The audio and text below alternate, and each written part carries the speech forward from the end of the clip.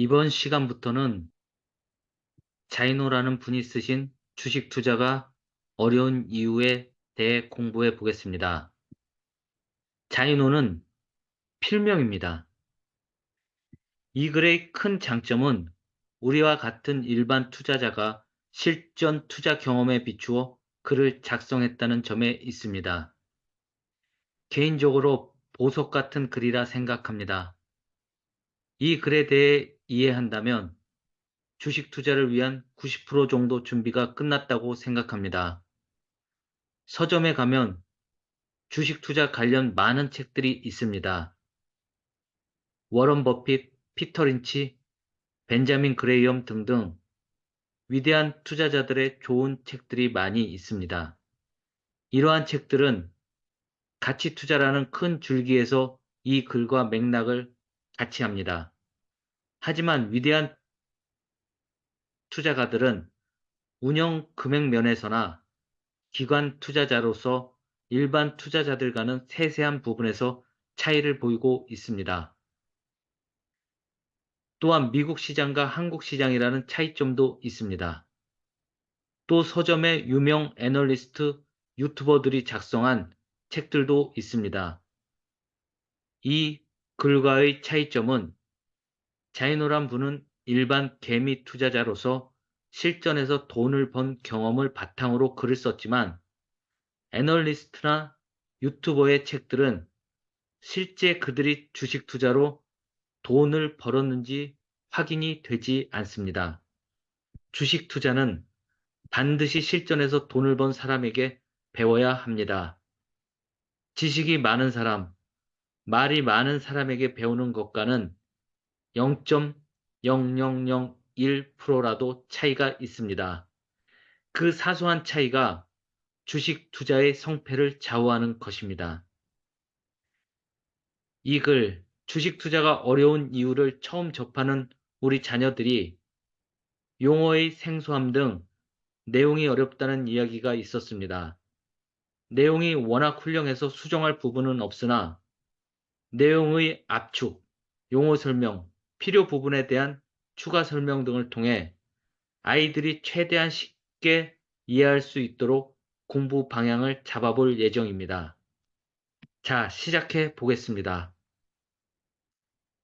주식 투자가 어려운 이유 1. 진짜 주식 투자로 돈을 100억 번 사람은 700명. 이 기사에 따르면 2020년 연말 기준 주식 투자 100억 이상 보유 부자는 700명. 2019년 500명에서 2020년 주식 폭등으로 700명이 되었다. 잠시 차트를 보겠습니다. 2019년 말 2020년 초 코로나 위기 상황에서 코스피 지수가 1439포인트까지 폭락합니다. 2008년 금융위기 이후 대략 10년 만에 대폭락입니다. 하지만 세계적인 유동성 공급, 돈을 풀어줌으로 인해 2020년 말에 3,316포인트까지 2.5배 상승합니다. 이때 새로운 주식 부자들도 탄생하고 동학개미라고 하여 개인 투자자들이 증시에 대거 유입됩니다. 이 숫자는 매해 100억 부자가 700명이 생긴다는 말이 아니라 대한민국 건국 이래 개인 투자자가 주식 투자를 해서 100억의 주식 잔고를 가지고 있는 총합이 2020년 말 현재 700명이라는 뜻이다. 실제로 대주주 요건을 피하기 위해서 200억 정도 주식 자산을 보유하신 분들도 연말에는 주식 보유 금액을 개별 종목당 10억 이하로 조절을 하고 CFD로 분산하기도 하면서 최대한 세금을 덜 내고자 노력하기 때문에 실제로는 저 숫자보다 1.5배 이상 혹은 2배 정도 많을 것이다. 누적 700명, 실제로는 더 많지만 700명이라고 하자. 대한민국 인구 5천만 명으로 나누면 0.000014%만이 가능하다. 2016년 마지막 사법고시 합격자 222명, 누적 사법고시 합격자 수는 수만 명일 텐데 비율로 따지면 사법고시보다 월등하게 어렵다고 할 수 있지 않을까? 이렇게 적은 비율이기 때문에 일반적인 직장 생활을 하는 사람 주위에는 이런 사람이 없을 수밖에 없다. 간단하게 CFD라는 용어에 대해서 설명을 해드리겠습니다. 주식을 보유하지 않은 상황에서 가격 변동을 이용해 차익을 얻는 장외 파생상품 거래. 말이 어렵습니다.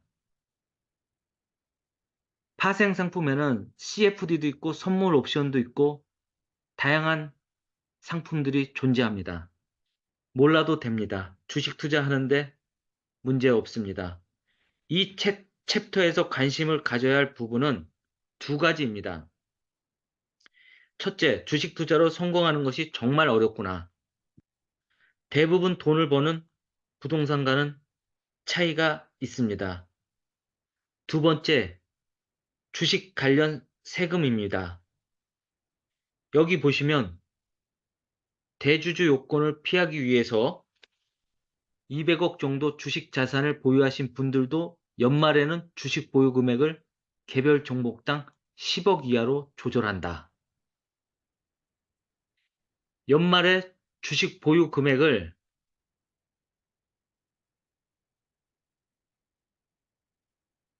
개별 종목당 10억 이하로 조절하는 이유는 바로 세금 때문입니다. 대부분의 부자들은 세금에 아주 민감합니다. 탈세가 아닌 절세를 위해 항상 노력합니다. 여러분들은 곧 부자가 될 것이므로 세금에 항상 관심을 가져야 합니다. 주식 관련 세금에 대해 알아보겠습니다. 결론적으로 주식은 대주주 요건에 해당하지 않으면 세금이 없다라고 간략하게 생각하시면 됩니다. 부동산의 경우 부동산 구매 시 취득세, 등록세를 내야 하지만 주식은 없습니다. 부동산은 보유 시 보유세, 재산세를 내야 하지만 주식은 없습니다. 오히려 배당이라고 하여 보유하면 기업에서 돈을 줍니다. 부동산은 판매 시 양도 차익에 대한 양도소득세를 내야 하지만 주식은 없습니다. 단, 대주주 요건에 해당하면 양도 차익에 대해 대략 30% 세금을 내야 합니다. 이렇게 주식에 세금이 없는 이유는 결론적으로 주식시장을 활성화시키기 위해서입니다. 기업이 쉽게 주식시장에서 자금을 조달하여 산업을 발전시키고 경제를 발전시키게 해주기 위해서입니다. 하지만 내년 2025년부터는 금투세, 금융투자소득세가 도입될 예정입니다. 연 5천만 원 이상 소득에 대해 대략 30% 가세를 할 예정입니다. 현재 금투세를 폐지하려는 움직임도 있고 우리나라 금투세에 대한 문제점도 있지만 이 부분은 차후에 기회가 된다면 다루어 보겠습니다. 자, 이제 곧 부자가 될 여러분들을 위해 주식 관련 세금을 항목별로 살펴보겠습니다. 증권거래세. 주식을 사고 파는데 부과되는 비용입니다. 주식은 살 때는 세금이 없고 주식을 팔 때 발생하는 세금입니다. 매도 금액의 0.25%를 거래세로 내야 합니다. 예를 들어 100만 원을 매도하면 2,500원의 거래세를 지불해야 합니다. 1,000만 원을 매도하면 25,000원의 거래세를 지불해야 합니다. 크지 않은 금액이지만 이 세금은 단타 위주의 투기성 거래를 방지하기 위해 부과됩니다. 두 번째, 배당소득세. 기업이 주주에게 배당을 주는 경우 발생하는 세금입니다. 배당소득세는 15.4%로 부과되며 100만 원을 기준으로 하면 15만 4천 원을 내야 합니다. 증권사에서 원천 징수하여 대신 납부해 주기 때문에 개미 투자자들은 따로 신경 쓰지 않아도 됩니다. 단 2천만 원 이상의 배당에 대해서는 종합소득세 신고를 해줘야 합니다. 종합소득세 신고라는 건 근로소득이 있고 배당소득이 있으면 함께 신고를 해줘야 된다는 얘기입니다. 현행 1천만 원에서 2천만 원 사이의 배당에 대해서는 건강보험료를 부과합니다. 추후 기준을 강화하여 336만 원에서 2천만 원 사이의 배당에 대해 건강보험료를 2025년부터 부과하려 합니다. 양도세. 국내 주식은 양도세가 없습니다. 단, 대주주에게는 양도세 30%가 부과됩니다. 미국과 같은 해외 주식에는 연간 250만 원의 기본공제를 받을 수 있으며 초과 금액에 대해 25% 세율을 적용합니다. 예를 들어 1,000만 원의 해외 주식을 샀다가 1,500만 원에 판다면 양도 차익 500만 원 중 250만 원을 공제한 후 나머지 250만 원의 22%를 적용한 금액인 55만 원을 양도세로 내게 됩니다. 다음은 중요한 대주주 요건입니다. 연말 기준 종목별 또 연말 기준 10억 이상 보유, 부모나 자식 보유분까지 포함합니다. 이러한 대주주 요건은 문제점이 있는 게 미국 주식은 연말이 되면 산타랠리라고 하여 주가가 상승합니다. 하지만 우리나라는 연말에 대주주 요건을 피하기 위해서 오히려 주가가 하락하는 현상이 발생합니다. 이런 문제를 해결하고자 윤석열 정부에서 개선안으로 2024년부터 대주주 요건을 50억으로 상향시켰습니다.